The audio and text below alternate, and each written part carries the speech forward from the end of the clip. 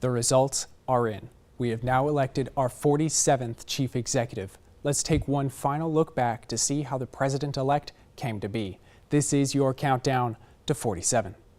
We now arrive at the once and future president, Donald J. Trump.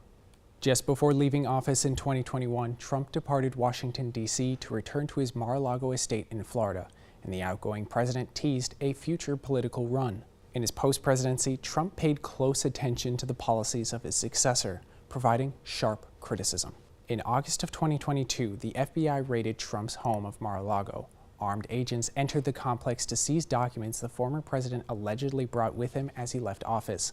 This later became the basis for the classified documents case against him. Following the midterm elections of 2022, former President Trump announced that he'd seek the presidency once again. After this announcement, in 2023, Trump was criminally charged in 4 cases. First, he was accused of falsifying business records in the state of New York.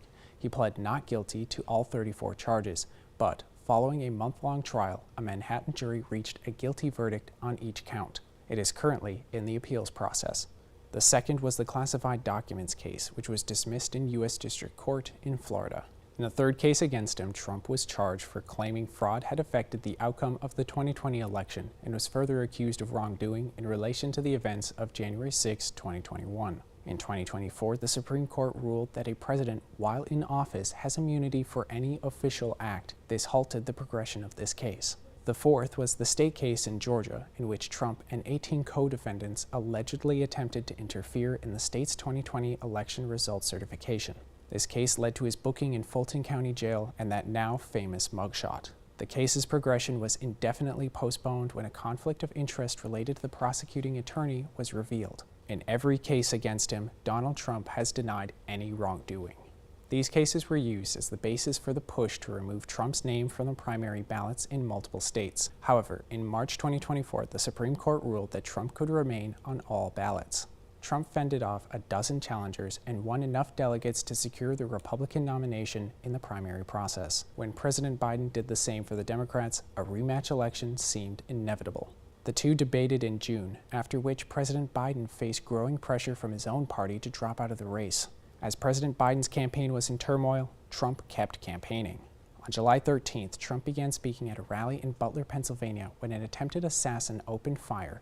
Trump was struck in the ear. Upon being hit, he dropped to avoid further injury.